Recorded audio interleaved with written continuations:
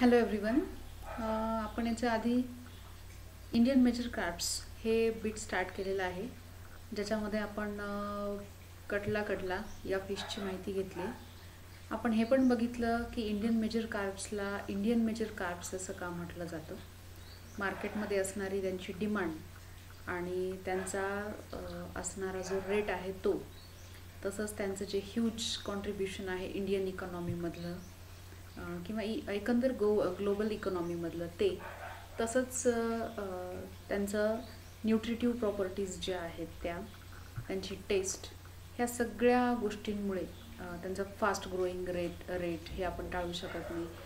असे काही कॅरेक्टरिस्टिक्समुळे आपण त्यांना इंडियन मेजर कार्प्स असं म्हणतो. तर आपण वन बाय वन स्टार्ट केलेलं आहे प्रत्येक फिशची माहिती घेणं. आपण कटला या फिशची माहिती आधी घेतलेली आहे, तो कसा ओळखायचा, त्याचे कॅरेक्टरिस्टिक फीचर्स काय आहेत वगैरे. याच्यानंतर जो सेकंड फिश आहे इंडियन मेजर कार्प्समध्ये, जो आपल्याला आज स्टडी करायचा आहे, दॅट इज लेबियो रोहिता. लेबियोच्या इतरही काही स्पेसीज आहेत, पण आपण आज जो स्टडी करतोय that is Labeo rohita. We commonly call it as rohu fish. Rohu असं आपण त्याला म्हणतो, किंवा इतरही रुई वगैरे असे बरेचसे नाव आहेत त्याला लोकल लँग्वेजेसमध्ये, but commonly we call it as rohu fish. So this is the picture of rohu fish. You can see the external features or the morphology of this fish. Slightly spindle shaped body तुम्हाला दिसते, आणि वरचा जो भाग आहे फिशचा somewhat आर्कड आहे. इथे वरच्या साईडला दिसतोय तुम्हाला झुकलेला, खालचा पार्ट थोडासा बल्जिंग आहे. बॉडी कलर जो आहे वरती थोडासा ब्लॅकिश दिसतोय, तर खालच्या साईडला, त्याच्या वेंट्रल साईडला सिल्वर कलरचा हा असतो. त्याचे माउथचे पण पेक्युलॅरिटीज तुम्हाला दिसतील. आपण आधी कटलाचे बघितले होते, कटलामध्ये आपण अपटर्न्ड माउथ बघितलं होतं. तर याच्यामध्ये आपल्याला वेगळे फीचर्स बघायचे आहेत. तर आपण आता वन बाय वन ते स्टडी करूयात. सो सुरुवातीला we start from the distribution of the fish. So as like the other major carps or like katla, it is also a riverine fish. Mostly rivers मध्ये किंवा गोड्या पाण्यामध्ये आढळणारा हा पण मासा आहे. It is found in the fresh waters of ponds, lakes, reservoirs, rivers, etc. In spite of India, it is also found in some other neighboring countries like Sri Lanka, Burma, Bangladesh, Thailand, Vietnam, Pakistan, Malaysia, China, अशा बऱ्याचशा कंट्रीजमध्ये सुद्धा हा present आहे. When we talk about only India, it is found in different states all over the country, like Rajasthan, Gujarat, Karnataka, Maharashtra, Tamil Nadu, etcetera. So it is found in the rivers like Narmada, Tapi, Godavari, Mahanadi, and also in the plains of North India. So when we talk about the habitat of this fish rohu, it is abundantly found in the fresh waters of reservoirs and rivers. And when we talk about its feeding habit, it is primarily vegetarian and bottom feeder, but during its fry stage it feeds on the zooplanktons. So its breeding is observed in June-July in the running water. Now we'll see the external features or the external structures of the fish rohu. So त्याची body आपण मगाशी बघितलं की somewhat spindle shaped असते, and it measures about 1 metre in length. लांबी त्याची 1 मीटरपर्यंत वाढतो तो. And it weighs about 20 to 25 kg. Full grown fish जो असतो त्याचं जे वेट आहे ते 20 ते 25 kg किलोग्राम्स एवढं असतं. Dorsal side of the body आपण मगाशी जे पिक्चरमध्ये बघितलं that is somewhat blackish in colour, आणि वेंट्रोलॅटरल साईड ज्या असतात त्या सिल्वरी कलरच्या असतात. Then the body is divisible into 3 parts, that is head, trunk and tail. 3 regions मध्ये आपण ती डिवाइड करू शकतो. The head extends from the snout up to the posterior margin of the operculum. हेडचा जो पार्ट आहे त्याचा तो थोडासा निमुळता असतो आणि तो ऑपरक्युलमची जी मार्जिन असते तिथपर्यंत तो एक्सटेंड करतो. The snout is depressed and projects beyond the jaws. आपण कटलामध्ये बघितली होती ब्लंट होती, पण याच्यामध्ये डिप्रेस्ड आणि it projects beyond the jaws. Then it is characterised by having no lateral lobes in the snout. हे पण याचं एक फीचर आहे की स्नाउटमध्ये ह्याच्या लॅटरल लोब्स जे आहेत ते अब्सेंट असतात. Nostrils are present. Then the mouth is crescentic. Transverse opening, थोडंसं छोटं माउथ असतं. आपण कटलामध्ये वाईड माउथ बघितलं होतं त्याचं. याचे लिप्स असतात ते थिक असतात, फ्रिंज्ड असतात आणि टीथ जॉजमध्ये अब्सेंट असतात. आईज आर व्हेरी प्रॉमिनंट, पण त्याला लिड्स नसतात, पापण्यांशिवाय असतात ते. Then 1 or 2 pairs of barbels are present on the dorsolateral side of the mouth. बार्बेल्सवरून पण आपण हा फिश आयडेंटिफाय करू शकतो काही केसेसमध्ये. ह्या ज्या बार्बेल्स असतात त्या रिलेटिव्हली शॉर्ट असतात आणि डेलिकेट असतात. Then the trunk is elongate and oval in shape. It is covered by the cycloid scales. कटलामध्ये पण आपण बघितलं होतं रेग्युलर लार्ज सायक्लॉइड स्केल्स होते, याच्यामध्ये सुद्धा सायक्लॉइड स्केल्स असतात. The lateral line runs along the lateral side of the body. आपण मगाशी ज्या डायग्राममध्ये त्या पिक्चरमध्ये बघितलं, लॅटरल लाईन लॅटरल साईडवरती असते. And near about 40 to 44 lateral line scales त्याच्यावरती असतात. Then when we talk about fins जर आपण रोहूमध्ये बघितले तर दोन्ही प्रकारचे फिन्स याच्यामध्ये प्रेझेंट असतात. म्हणजे पेअर्ड फिन्स आणि अनपेअर्ड फिन्स दोन्ही फिन्स याच्यामध्ये असतात. पेल्विक आणि पेक्टोरल फिन जे आहेत ते पेल्विक आणि पेक्टोरल फिन पेक्टोरल गर्डल पासून त्यांचं ओरिजिनेट झालेले असतात ते. The pectoral fin that is located at the anterolateral side of the trunk, just behind the operculum pectoral fin present असतं. आणि each pectoral fin is supported by 19 fin rays असतात. जर आपण फिश हातात घेतला कधी आणि जर ते काउंट केले तर नियर अबाउट 19 फिनरेज पेक्टोरल फिनवरती असतात.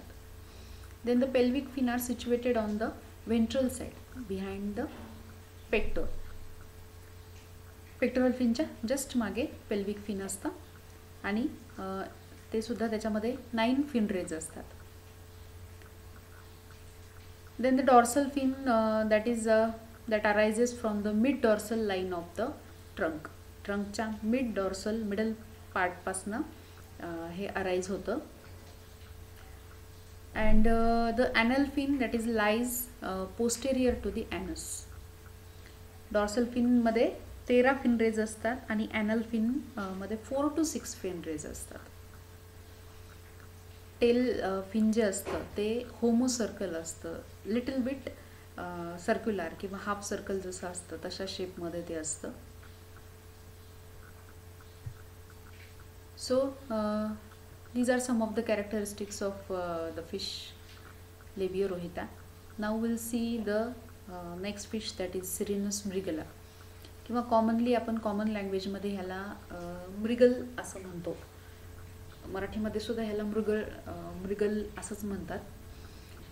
डिस्ट्रीब्युशन जर आपण बघितलं तर as like the other major carps it is also a riverine fish, fresh water fish आहे हा सुद्धा. It is present in the water bodies, tanks, reservoirs, rivers, lakes etcetera.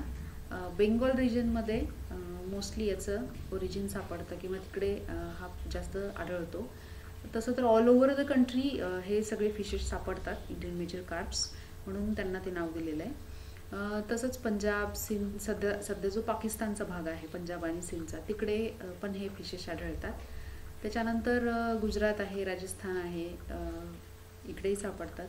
तसंच जे आपले नियर बाय देश आहेत त्याच्यामध्ये फिलिपाईन्स आहे, श्रीलंका, मलेशिया, थायलंड, भूटान, बांगलादेश, इथे पण हा फिश आढळतो. Now when we talk about its features, then we can say that the body of the fish Mrigala, that is bilaterally symmetrical and streamlined.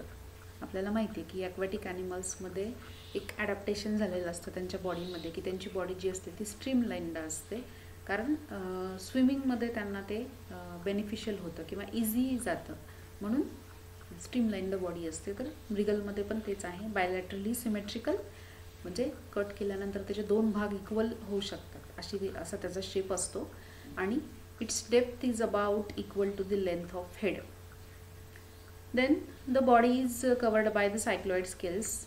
Other ज्या दोन स्पेसिसमध्ये आपण बघितलं तसंच सायक्लॉइड स्केल्स असतात, फक्त हेड रिजनवरती हे स्केल्स असतात ते अब्सेंट असतात. स्नाउट याची पण ब्लंट असते, पॉइंटेड नसते, आणि it is often with pores, छोटे पोअर्स असतात त्याच्यावरती. The mouth is broad transverse, आणि अप्पर लिप जे आहे ते एंटायर असतं, but it is not continuous with the lower lip. Lower lip most indistinct असतं. देन याचं तिन्ही फिशेसचं जर आपण बघितलं तर माउथचा जो रिजन आहे किंवा तिथले जे स्ट्रक्चर्स आहेत ते तिघांचे वेगवेगळे आहेत, किंवा त्या काही पेक्युलॅरिटीज आहेत की ज्याच्यावरून आपण तो फिश ओळखू शकतो. आणि depending on the structures of their mouth त्यांचे फिडिंग हॅबिट्स पण तशा झालेल्या आहेत, आणि त्याच खूप महत्त्वाचा रोल प्ले करतात जेव्हा आपण कॉम्पोजिट फिश कल्चर किंवा एकत्रितपणे जेव्हा आपण विविध प्रकारचे मासे मत्स्यशेतीसाठी वापरतो. तर त्यांच्या फिडिंग हॅबिट्स वेगवेगळे असणं खूप गरजेचं असतं, आणि त्या जर वेगवेगळे नसतील तर त्या फिशेसमध्ये मग कॉम्पिटिशन व्हायला लागते, आणि कॉम्पिटिशन जास्त असणं हे त्या बिझनेससाठी किंवा त्या एकंदरीत ॲक्वॅटिक एन्व्हायरमेंटसाठी बेनिफिशियल नसतं. पण ह्या तिन्ही फिशेसचं जर आपण बघितलं तर तिघांच्या पण फिडिंग हॅबिट्स ह्या वेगवेगळ्या आहेत. तसंच तीनही फिशेस जे आहेत ते वेगवेगळ्या त्या वॉटर बॉडीच्या झोनमध्ये प्रेझेंट असतात. जसं की कटला अप्पर लेअरमध्ये असतो, रोहू जो आहे तो मिडल लेअरमध्ये तो प्रेझेंट असतो, आणि मृगल जो आहे तो बॉटम ड्वेलिंग फिश आहे, बॉटमला तो जास्त प्रेझेंट असतो. Then a single pair of short rostral barbel is present here also. The pharyngeal teeth, they are present in 3 rows, and the dorsal fin arises nearer to the end of snout. Then mouth broad असतं, transverse असतं ते.